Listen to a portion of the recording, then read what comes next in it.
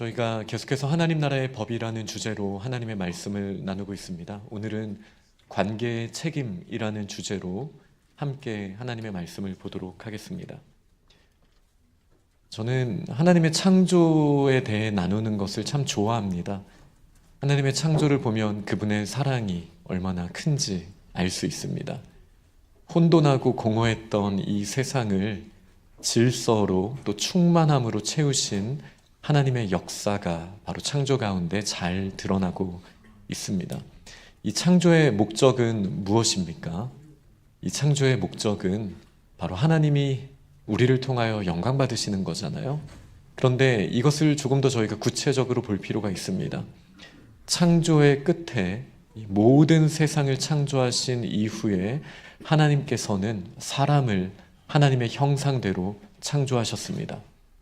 이 사람을 그냥 창조하신 게 아니라 그 독처하는 것이 옳지 않다라고 말씀하시며 남자와 여자로 창조하셨고 함께 사랑하며 공동체를 이루고 그렇게 서로를 섬기고 또 서로를 좋아하면서 아름다운 관계를 지키는 것, 이것이 저는 창조의 목적이라고 강하게 말씀드릴 수 있습니다. 왜냐하면 하나님 그분 홀로 한 분이시지만 삼위일체이신 우리 하나님께서는 분명 그 안에 인격적인 완전한 사랑을 가지고 계신 분이십니다. 그러나 그 사랑을 우리 하나님의 형상인 저희들이 함께 누리기를 원하셔서 관계 가운데 우리를 창조하셨습니다. 인격적인 관계 가운데 우리를 창조하셨죠. 그래서 하나님과도 그 사랑을 나눌 뿐 아니라 우리가 서로 사랑하며 하나님을 닮은 모습을 드러내기를 원하셨습니다. 그것이 저희들, 우리를 하나님의 형상대로 창조하신 이유라고 할 수 있겠습니다. 우리가 흙으로 빚어졌지만 하나님의 영을, 생기를 저희들에게 불어넣어 주셨으니 우리의 사랑은 신체적인 사랑을 뛰어넘어서 영적인 하나님을 닮은 사랑까지도 나아갑니다. 현대를 살고 있는 저희들은 이 사랑을 분별하는 것이 쉽지 않습니다. 죄가 너무나 자연스럽게 스며들어 와 있기 때문이죠. 이 태초에 하나님이 창조하신 이후에 아름다운 질서를 이루어 갔던 사랑의 공동체에게도 죄가 찾아오면서 큰 문제가 생기게 되었습니다. 이 죄는 자기중심성이라고 저희는 상상순을 통하여 지금까지 봐왔습니다. 나만 생각하는 것, 어떻게 보면 사랑의 반대말이라고 할 수 있겠죠. 하나님 없어도 괜찮다. 하나님의 사랑을 끊어버렸던 우리 인간은 하나님과만 멀어진 것이 아니라 우리 사람들 사이의 관계도 끊어지게 되었고 우리는 하나님의 방법으로 사랑할 수 있는 그 힘을 잃어버리게 되었습니다. 이제 세상이 말하는 사랑은 나를 위한 도구가 되어버렸습니다. 서로를 섬기고 모든 것을 줄 수 있으며 책임질 수 있었던 하나님의 사랑에 어울렸던 우리 사람들의 모습은 이제는 나의 행복과 나의 유익을 위하여 다른 사람들을 수단으로 삼고 심지어 하나님조차 내 성공의 방법으로 생각하는 이런 왜곡된 세계 가운데 우리가 살게 된 것이죠. 이것을 저희는 죄라고 말하고 이 죄의 뿌리부터 사랑 없음이 있는 것이고요. 당연히 그 열매를 볼 때에도 우리는 사랑 없음을 이 죄 가운데 있는 저희들의 모습에서 발견할 수밖에 없습니다. 그러나 이 창조의 목적이 그 끝이 사랑이라면 하나님과의 사랑 또 우리 이웃 간의 사랑이 하나님의 창조의 목적이라면 새 창조의 끝은 어떨까요? 이 죄의 문제를 해결하시기 위하여 예수님께서 이 땅에 오시고 죽으시고 부활하셔서 우리를 새로운 피조물로 만드시지 않았습니까? 그 목적이 무엇입니까? 창조와 똑같죠. 우리를 새롭게 창조하시는 예수 그리스도의 능력은 마치 부활 이후에 제자들에게 나타나셔서 그들에게 생기를 불어넣어 주시며 성령을 받으라 라고 말씀하셨던, 마치 창조의 때의 모습을 보여주셨던 것처럼 다시 육신이 되어버렸던 저희가 이제 성령을 받고 하나님의 사랑을 받고 이 땅 가운데 우리가 육신과 함께하지만 육신뿐만 있는 그런 모습이 아니라 하나님의 사랑을 가지고 다시 우리의 관계가 하나님과도 회복이 되고 사람과도 회복되기를 원하시는 아버지의 마음이 바로 재창조 혹은 새창조, 구원의 목적이라고 할 수 있습니다. 우리는 하나님의 나라를 이루어 가기 위한 하나님 나라의 법에 대해서 나누고 있어요. 근데 사랑 없이, 그리고 나와 지금 함께하는 사람들의 이 관계가 회복되지 않고 어떻게 하나님의 나라를 우리가 말할 수 있겠습니까? 특히 오늘 본문은 부부에 대한 이야기를 하고 있습니다. 성경에 이 이야기가 많이 나와요. 특별히 법에 대해서 말할 때 간음죄라는 이야기가 많이 나옵니다. 왜냐하면 사랑으로 우리가 하나님을 묘사할 수 있다라면 하나님과 저희와의 관계는 꼭 떨어지지는 않지만 부부관계로 이해하는 것이 가장 합당한 것 같습니다. 성경도 반복적으로 그렇게 묘사하고 있습니다. 우리가 하나님의 신부라는 거예요. 그러나 저희들은 하나님만 바라보지 못하고 하나님에 대한 책임을 다하지 못한 삶을 살았죠. 이렇게 하나님을 떠나 있는 모습을 우상숭배라고도 말하지만 이것을 선지자들은 우리가 간음을 저질렀다라고 표현하고 있습니다. 하나님에 대한 사랑을 하나님께만 쏟지 않고 마치 호세아의 아내인 고멜이 자신을 더 즐겁게 해주기를 그럴 기대를 가지고 있는 사람들을 찾아 호세아를 버리고 떠났던 것처럼 우리도 하나님을 저버리고 이 세상에 나를 책임질 수 있다라고 말하는 것들에게 우리가 다가가지 않았습니까? 이것을 한편으로는 우상숭배라고 말하지만 선지자들은 간음했다라고 표현하고 있는 거예요. 그래서 성경은 이 주제로 가득 차 있습니다. 저희가 하나님과의 관계가 정말 사랑이라면 제대로 된 사랑을 회복하는 것이 우선순위일 것입니다. 그리고 이 사랑은 보이지 않는 하나님과의 사랑뿐만이 아니라 우리가 보고 있는 사람들, 결혼한 사람들에게는 우리의 배우자, 그리고 지금 싱글이신 분들에게는 우리 주변에 있는 사람들과 또 언젠가 또 만나게 될 우리의 미래의 배우자를 포함하여서 우리는 이 관계 가운데 어떻게 하나님의 나라가 사랑으로 펼쳐지게 될 것인가, 이 기준을 저희 마음에 새겨야 할 줄 믿습니다. 사람들은 순리를 영리로 바꾸고 있습니다. 하나님이 세워주신 질서가 있어요. 모든 관계가 우선순위가 똑같을 수는 없습니다. 이 관계에 반드시 우리는 우선순위가 있어요. 저는 사람의 관계에서는 배우자가 그 가장 정점에 또 중심에 있다라고 생각합니다. 배우자에게는 우리는 모든 것을 줄 수 있는 사랑을 할 수 있습니다. 그게 성적인 부분을 포함하여서 모든 물질, 우리의 모든 마음, 인생의 목표, 모든 기쁨 아낌없이 줄 수 있도록 하나님은 창조하셨고 우리를 그 언약 가운데 허락하셨습니다. 그러나 모든 사람을 배우자를 대하듯이 하는 그것은 질서를 어긋난 것입니다. 한 몸과 같이 대해야 하는 우리의 모든 것을 쏟을 수 있는 대상은 언약 안에 있는 배우자 한 명밖에 없습니다. 그러나 저를 포함한 우리 부부들은 과연 이 하나님의 주신 이 질서를 소중하게 여기고 잘 지키고 있습니까? 우리가 잘 생각해 보면 나의 배우자보다 더 가치를 두고 있는 누군가가 혹 있지는 않습니까? 아니면 혹 그 무엇이 있지 않습니까? 그렇다면 오늘 주님이 주신 말씀의 관점으로 봤을 때 우리는 간음죄를 저지르고 있는 것과 마찬가지입니다.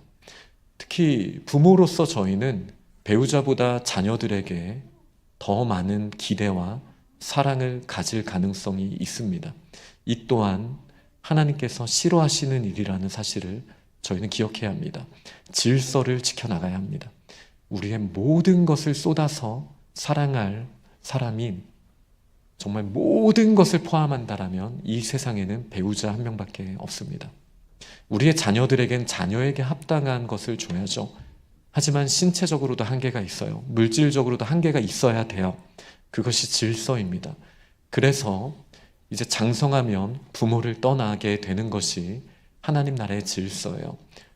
그러면서도 가족이 아닌 다른 사람들과의 관계도 우리는 맺고 있습니다. 그러나 이 언약 관계 가운데 있지 않는 사람에게 우리의 모든 것을 쏟아준다라면 이 또한 질서를 벗어나 있는 거예요. 하나님의 나라의 질서는 아름답게 세워져 나가야 합니다. 우리가 평생을 책임질 수 없는 사람에게 우리의 물질이나 몸이나 다른 것으로 마음을 빼앗기고 있다라면 우리는 그 질서를 세워달라고 하나님 앞에 나아가야 할 것입니다. 이렇게 순리를 영리로 바꾸는 것은 일상적인 생활을 하는 저희들에게도 아주 흔하게 드러나는 일입니다. 비단 그냥 간음이라는 말이 너무나 강력하기 때문에 저는 그래도 간음죄를 저지르지는 않지 않습니까? 라고 바리새인처럼 우리가 말하고 있다면 정말 오늘 말씀을 저희가 들어야 되는 거예요. 예수님의 말씀의 핵심이 뭡니까? 사람들은 법을 통해서 뭐라고 말하는지를 물어보시고 그러나 나는 이렇게 말한다. 하나님 나라의 질서가 그 정신이 우리 마음 가운데 살아있지 않으면 우리는 이 명령을 지키지 못하고 있는 거예요. 그러나 여전히 이 본문 말씀은 굉장히 불편합니다. 이 간음죄에 대해 이야기하는 것, 이혼에 대해 이야기하는 것, 지금 현대의 맥락에서 불편한 부분이 분명히 있습니다. 저도 목회자로서 사실 이런 본문을 설교하는 것은 굉장히 부담스럽습니다. 그러나 한 가지 저희가 좀 생각해 봐야 할 부분이 있습니다. 2000년 전의 맥락입니다. 왜 예수님께서는 남자들에게 이렇게 강조하시면서 이 본문을 말씀하셨을까? 2000년 전에 이혼은 어떤 의미가 있을까? 지금과는 물론 다르겠죠. 그러나 현대를 살아가는 저희가 2000년 전에 주신 하나님의 말씀을 세밀하게 듣고 지금 나에게 주시는 말씀으로 다시 한번 새겨질 수 있도록 마음을 열고 오늘 말씀을 함께 나눌 수 있기를 원합니다. 2000년 전에는 생각보다 오래 전의 일이에요. 고대라고 말합니다. 우리나라의 2000년 전을 한번 생각해 보세요. 아주 옛날 일입니다. 박혁거세, 알을 깨고 나온 박혁거세가 죽었을 때쯤 예수님이 태어나시지 않았습니까? 그 정도의 시간의 간격을 가지고 있는 거예요. 남자와 여자와의 관계가 지금과는 달랐습니다. 그 당시에 유대인들의 기준은 토라라고 말하는 율법에 있었습니다. 이 토라에서 이혼과 관련된 규정은 딱 한 줄 있었습니다. 그리고 이 법을 지키는 선 안에서 그 당시 유대인 남자들은 어떤 일을 저질렀냐면요. 결혼 안에 있는 이 다른 이성을 만나는 것을 제외하고는 간음죄를 열어놨었어요. 이게 무슨 말이냐면 결혼하지 않은 처녀와 만약에 성적인 관계를 맺는 것은 남성에게는 간음죄를 걸리게 하지 않는 일이었던 거예요. 그렇게 해석을 했어요. 누가요? 남자들이요. 그렇게 해석을 한 거예요. 이랬을 때 어떤 문제가 생깁니까? 이거는 어떤 배경을 가지고 있는 거냐면요. 왜 그럼 결혼한 여성과는 간음을 저지르면 안 되는 걸까? 결혼한 여성은 다른 남자에게 묶여 있기 때문에 그 남자를 모욕하게 된다라는 의미를 가지고 있었어요. 너무 이해가 안 되죠. 그러나 2000년 전이라는 것을 저희는 생각해야 돼요. 요한복음 8장에 보면 간음한 여인의 이야기가 있습니다. 근데 정말 이상하지 않으세요? 간음은 혼자 저지르는 게 아니잖아요. 근데 여인만 그 자리에 있어요. 2000년 전의 배경으로 생각해보면 저희는 이렇게 생각할 수 있습니다. 유부남이, 혹은 유부남이 아닐 수도 있겠죠.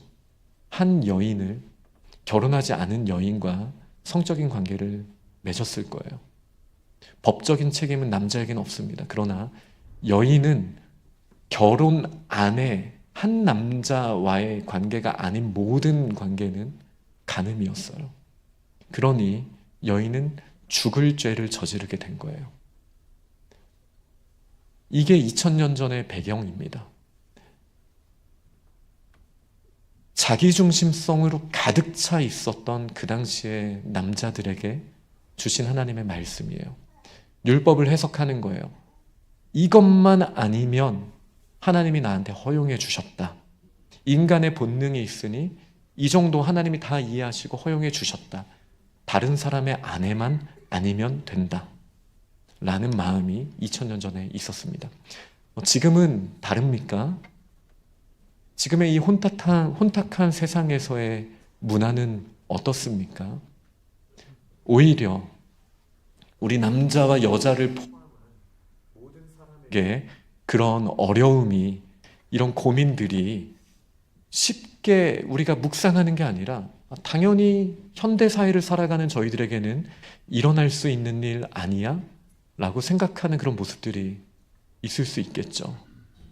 2000년 전에 예수님이 뭐라고 말씀하신 거예요? 나 중심적으로 생각했던 사람들에게 간음은 그런 것이 아니다 라고 외쳐주시는 거예요. 그 당시에 랍비들이 이 이혼율법에 대해서 해석을 했었습니다. 당시에 예수님 당시에 3명의 유명한 랍비를 중심으로 학파들이 있었어요. 샴마이, 그리고 힐렐, 아키바. 샴마이는 이렇게 해석을 합니다. 그 하나님의 법에 아내가 수치스러운 일을 행했을 때 그녀를 버릴 수 있다, 이혼할 수 있다 라는 말씀이 있어요. 이것을 샴마이는, 이 수치스러움은 성적인 잘못을 말하는 거다. 다른 사람과의 성적인 관계를 맺은 이 간음한 일에 대한 걸로 그렇게 해석을 했습니다. 그러나 제가 저번에 말씀드렸던 것처럼 힐렐은 음식을 맛없게 하더라도 수치스러운 일이다. 오늘 밥 맛이 없어. 당신은 나를 모욕했어. 하고 이혼할 수 있었다라는 거예요. 이게 2000년 전의 해석입니다. 이렇게 이혼당한 여성은 2000년 전에 어떤 삶을 살게 되었을까요? 관심 없죠. 나의 쾌락을 위해서는 그 여인에게는 죽을 죄임에도 나는 아니니까 간음을 저지르고 그 사람을 죽일 수 있다라고 생각할 정도의 사람에 대해 가볍게 여기는 마음이 2000년 전에 있었단 말이에요. 그런 문화 가운데 자기중심성에 똘똘 뭉친 사람들이 얼마나 힐렐의 주장을 좋아했었겠습니까? 아키바는 이렇게 말합니다. 너의 마음에 더 드는 여자가 보인다면 지금 너의 아내는 수치스러운 여자이니 버려도 된다. 어떻게 우리 자매님들 막 화가 나시죠? 근데 이게 남자와 여자만의 이야기가 아닙니다. 우리가 살아갈 때, 다른 사람을 대할 때 혹시 그런 모습으로, 그런 눈으로 우리가 서로를 보고 있지 않습니까? 뭐예요? 사람이 목적이 되지 않고 사람이 수단이 되어버리는 거예요. 나의 아내는 내 눈에 딱 만족스러울 만큼 나의 필요를 채워줘야 하는 사람, 그렇게 바라보고 있는 거예요. 나의 아내는 항상 음식을 맛있게 해내야 하는 사람, 2000년 전에 그렇게 바라봤다라는 거예요. 나의 인생을 행복하게 만들어줘야 되는 나의 도구, 이렇게 바라봤다라는 거예요. 얼마나 순리가 영리로 뒤집어져 있는 상황입니까? 가장 소중한 사람을 그렇게 생각하는 사람들이 과연 하나님을 도구로 생각하지 않을 수 있겠습니까? 모든 게 뒤집어져 버린 거예요. 그러니 사실 간음하지 말라고 말씀하신 우리 주님의 이 말씀은 다른 사람들을 존중하라는 거예요. 그 영광의 무게를 인정하라는 거예요.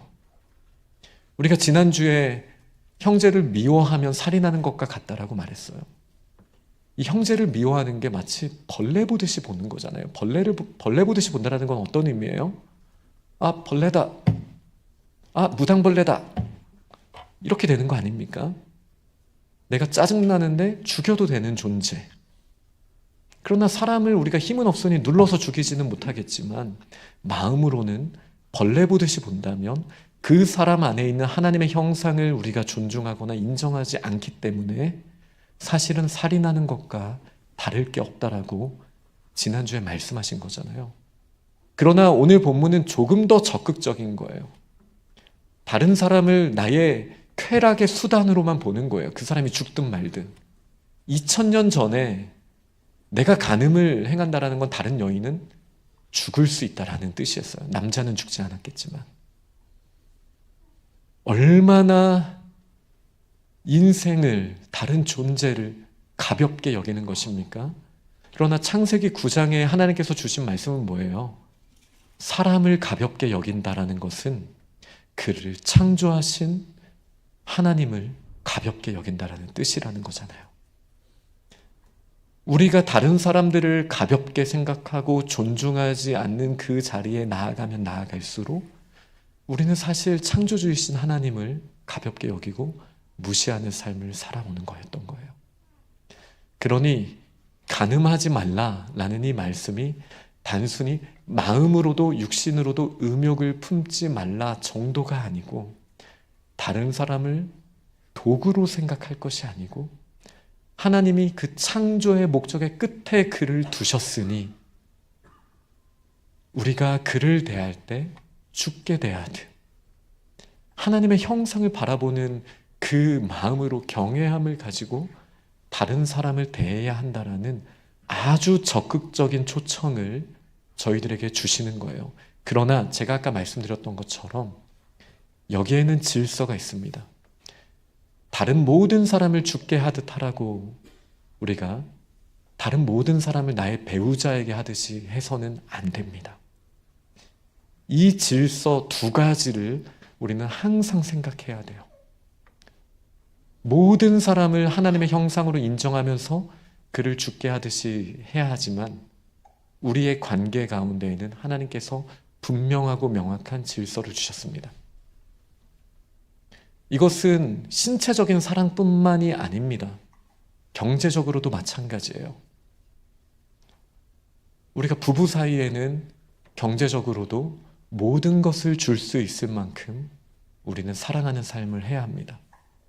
그러나 다른 누군가에게 나의 경제적인 모든 것을 줄 수 있을 만큼 사랑하면 될까요? 저는 그래서는 안 된다고 생각해요. 물론 우리의 물질을 가지고 사랑해야죠. 하지만 질서가 있는 거예요. 그게 우리의 관계의 책임의 아주 중요한 요소입니다. 모든 면에서 마찬가지예요. 정서적으로, 감정적으로도 마찬가지예요. 나의 배우자에게 우리는 모든 사랑을 다 쏟아야 합니다. 그러나 배우자 말고 다른 무언가에게, 다른 누군가에게 우리의 사랑의 마음을 쏟고 있다라면 이것은 음행과도 같습니다. 그 질서를 생각해 봐야 돼요. 여기서 이제 사춘기 아이들처럼 삐뚤어지게 생각하시면 안 됩니다.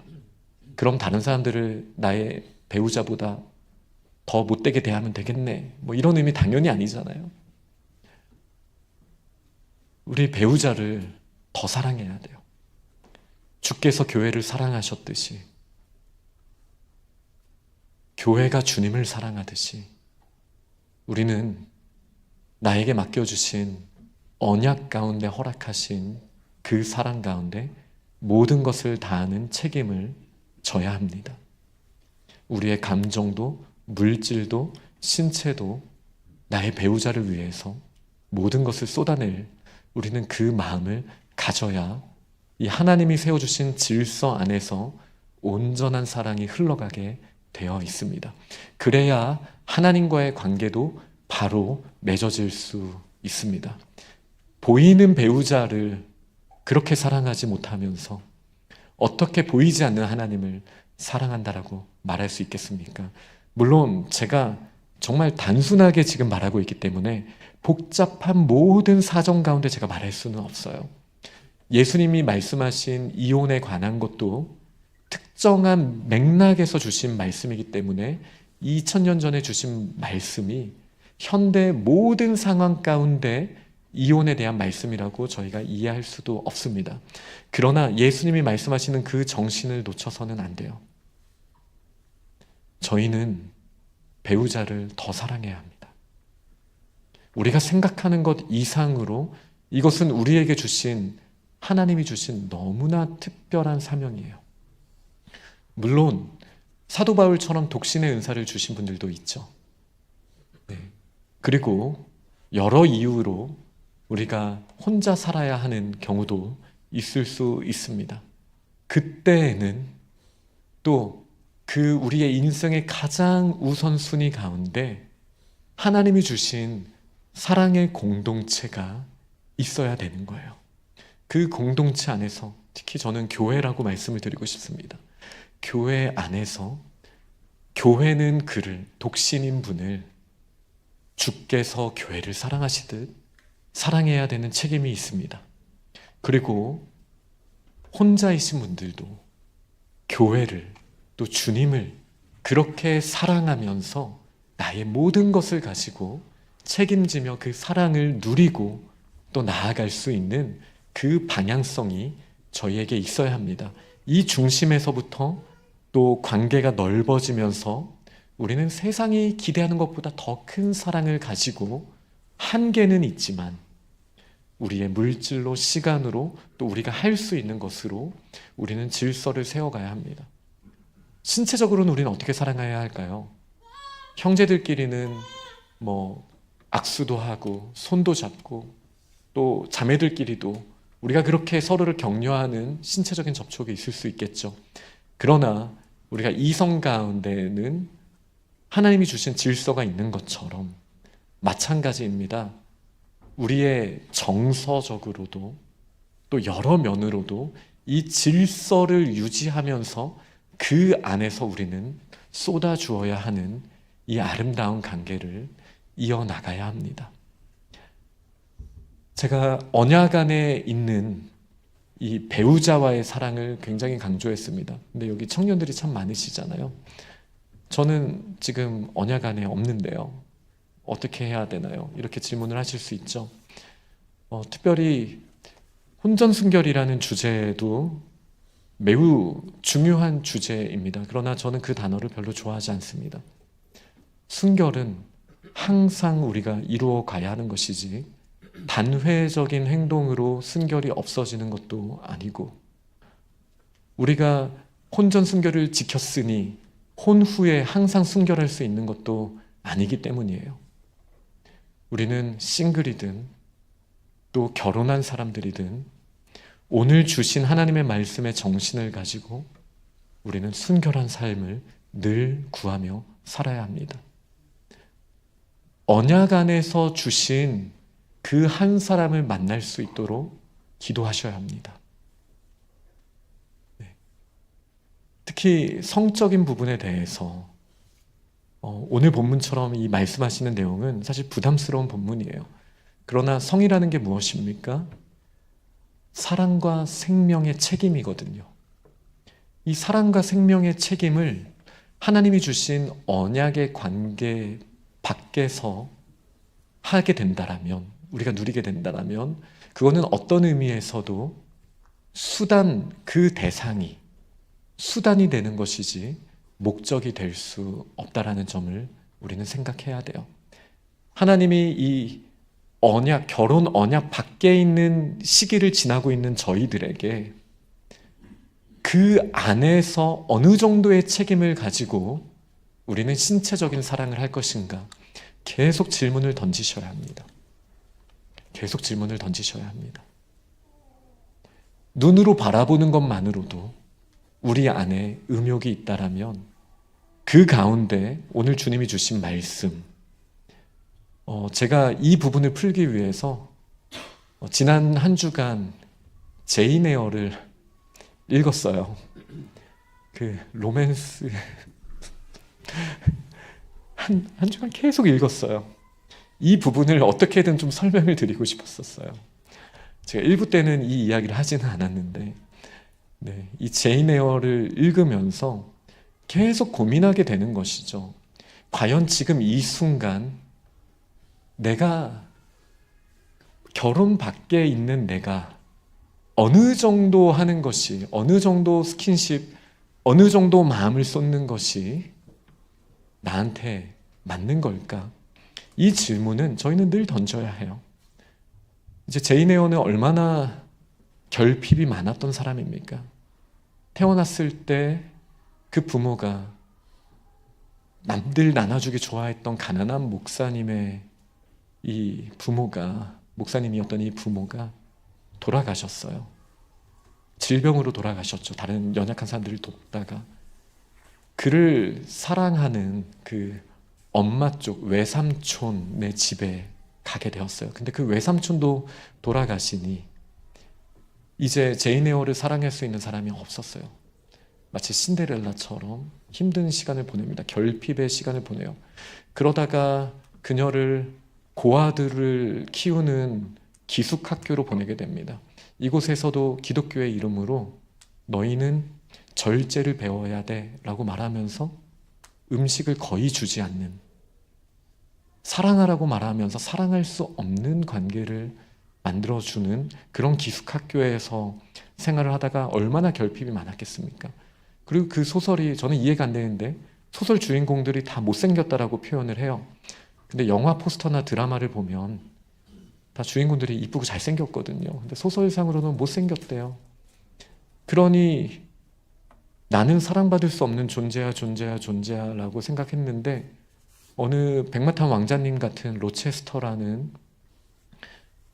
유력한 남자를 만나게 됐어요. 그리고 사랑하게 됐어요. 결혼을 하려고 해요. 결혼식장에 갔는데 갑자기 문이 열리더니 이 결혼은 무효요 이런 소리가 들려오는 거예요. 이유는 로체스터에게 아내가 있었기 때문이에요.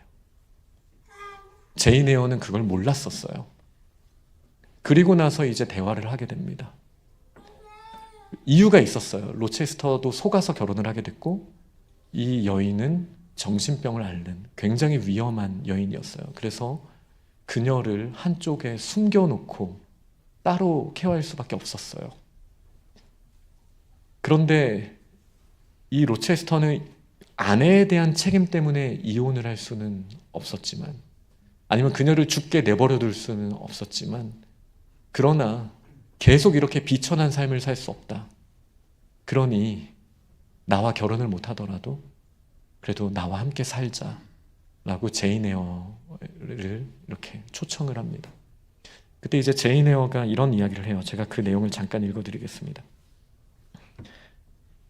그 이야기를 하는 사이에도 양심과 이성이 날 배신하고 그 일을 물리치는 것이 죄라고 비난했어. 그를 혼자 남겨두고 떠나면 어떻게 될지 떠올려 보려고. 낙담해서 무모한 짓을 저지를지 모른다는 것도 나는 감안해야 돼. 그를 구해줘야 돼. 누가 너에게 신경이나 쓰겠어? 이렇게 말하면서 사랑하는 로체스터와 함께 있는 것이 지금 내 마음이 끌리는 일이고 또 그렇게 해야겠다라는 생각을 했습니다. 그런데 그녀가 이제 그 다음에는 이렇게 말합니다. 나를 지킬 거야. 더 외로워지고 친구가 줄어들고 지지해주는 이가 더 없어질수록 나를 더 존중할 거야. 하나님이 주시고 인간이 인정한 법들을 지키겠어. 멀쩡한 정신으로 받아들인 원칙들을 단단히 붙들 거야. 법률과 원칙들은 아무런 유혹도 없을 때 쓰라고 만든 것이 아니야. 몸과 영혼이 그 엄중함에 반기를 들고 일어나는 지금 같은 상황을 위해 만들어진 거지. 법과 원칙은 단호해. 어겨서는 안 돼.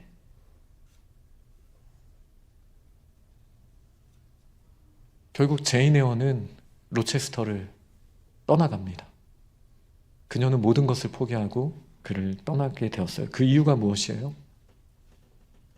하나님이 세우신 원칙을 지켜야 된다라는 기준이 있었던 거예요.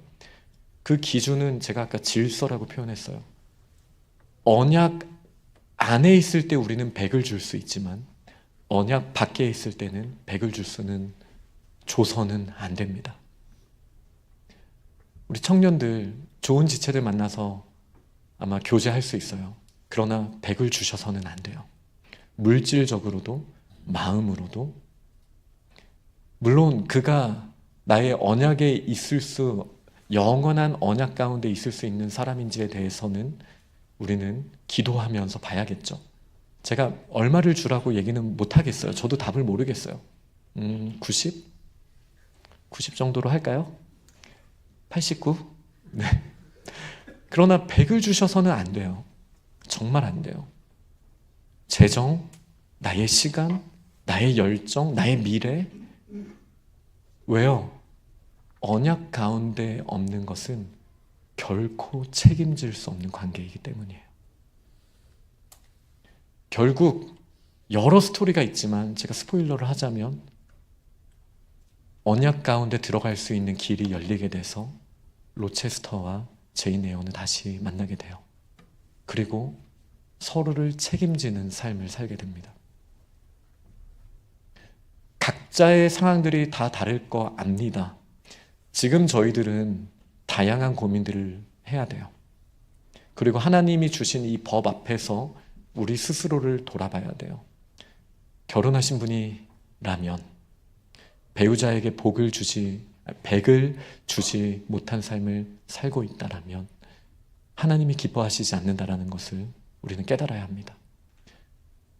나의 어떠한 것보다 나의 어떤 취미나 어떠한 대인관계나 나의 모든 어떤 것보다 나의 배우자에게 서로가 100을 줄 수 있는 관계가 되기 위하여 노력을 한다면 우리는 다른 질서가 아름답게 잡혀가는 하나님 나라의 역사를 보게 될 것입니다. 그리고 하나님이 나에게 얼마나 특별한 분이신지를 배우자를 보면서 우리는 더 깨닫게 될 것입니다. 그렇게 주님이 주신 말씀을 지켜나가는 우리 부부들이 다 될 수 있기를 원합니다. 혹 지금 싱글로 있으신 분이 있으십니까? 그렇다면 그 누구에게도 100은 주시지 마십시오. 그래서는 안 됩니다. 그 질서를 지켜야 됩니다. 그 선을 모르겠을 때 나의 마음의 두근거림과 예수 그리스도의 음성을 제인 에어처럼 대조해 볼 수 있어야 돼요. 비교해 볼 수 있어야 돼요. 우리는 그러면서 지금 이 순간 영원한 언약 밖에 있는 이 관계 안에서 내가 할 수 있는 최선은 무엇인가 살펴봐야 됩니다. 그리고 아낌없이 줄 수 있어야 되죠. 그 틀 안에서요. 물질이든 신체적인 돌봄이든 어떤 사랑의 기쁨을 나누는 것이든 100을 주지 않는 선 안에서 그 안에서 하나님께 영광 돌릴 수 있는 그 자리를 우리는 계속 질문을 던져가며 하나님의 답을 구하며 나아가야 합니다. 그러다가 계속 구해야겠죠. 하나님이 주시는 그 언약 가운데 그 한 사람을 만나게 하셔서 주님이 저를 사랑하시는 그 사랑을 이 땅에서 그 사람과 마음껏 누릴 수 있게 해달라고 저희는 간절히 기도하는 마음으로 준비하는 그런 시간을 가져야 할 것입니다.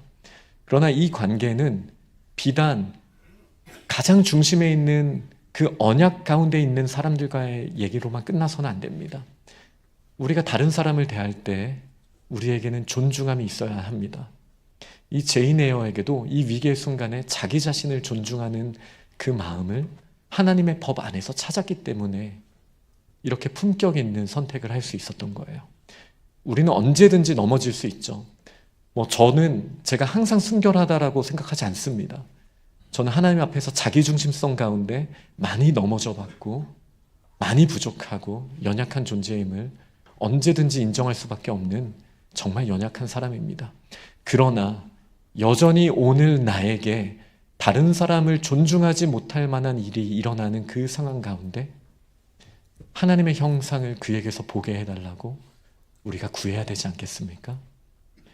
가장 중심에서부터 이 파형을 이루면서 멀리 뻗어가는 그 넓은 원에 이르기까지 우리가 하나님을 사랑하는 마음으로 존중하는 마음이 없다라면 우리는 어떤 모습으로도 하나님의 법을 지켜나갈 수 없을 것입니다.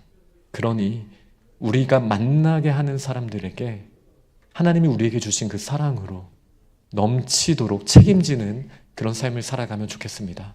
마지막으로, 그리고 이 관계의 책임의 그 유비로 가장 많이 보여지는 것이 교회와의 관계입니다. 교회와의 관계가 예수 그리스도와 교회와의 관계도 있지만 우리와 교회와의 관계도 마찬가지예요. 우리가 교회 신앙생활을 하면서 수많은 법들과 해석들을 가지고 나는 이 정도 신앙생활 하면 괜찮은 생활을 한 거야 라고 생각할 수 있어요. 그러나 저는 교회와 그리스도의 관계가 결혼의 유비를 쓰신다면 저희와 교회와의 관계도 결혼에 대해서 생각하듯이 생각해야 합니다. 물론 물질적으로 100을 줄 수 있어서는 안 되고 신체적으로도 100을 줘서는 안 돼요. 왜냐하면 모이는 교회뿐만 아니라 우리의 가정과 흩어지는 교회가 다 그리스도의 교회이기 때문이죠. 그러나 저희가 마치 언약 밖에서 연애하듯이 교회를 생각하고 있었다라면 우리는 교회의 본질을 놓쳤을 가능성이 있습니다. 공동의회를 통해서 제가 위임됐잖아요.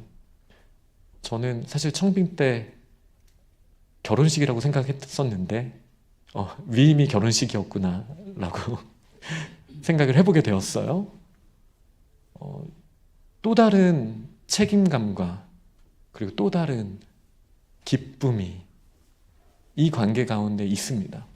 그러나 이게 담임 목사인 저에게만 하나님이 허락하시는 기쁨인가요? 하나님이 허락하신 교회와의 관계를 이 사랑과 그 책임에 대해서 우리가 새롭게 정립할 필요가 있습니다. 주께서 교회를 사랑하셨듯 우리도 교회를 사랑해야 합니다. 그리고 그 교회를 사랑하는 모습은 다른 물질로 보여지고 겉으로 보여지는 모습이 아니라 우리가 함께 모이는 이 형제 자매들을 주께 대하듯, 물론 완전한 의미의 100은 아니지만 제 생각에는 이성 친구한테 89라면 한 92 정도? 함께 우리 동역자들에게 주께 하듯 사랑하고 베풀고 섬기며 나누는 그런 사랑의 책임을 지고 그런 사랑의 나눔을 하며 함께 나아가는 모습이 정말 신실한 결혼 생활을 하라고 말씀하신 우리 주님께서 저희에게 주신 말씀이지 않겠습니까? 그러니 이 말씀을 들은 저희가 이제 가정에서 또 교회에서 세상에서 다른 사람들을 대하는 눈빛과 태도가 바뀔 수 있기를, 주님의 눈으로 서로를 대하고 주님의 손으로 서로를 대할 수 있기를 간절히 축원합니다. 아멘.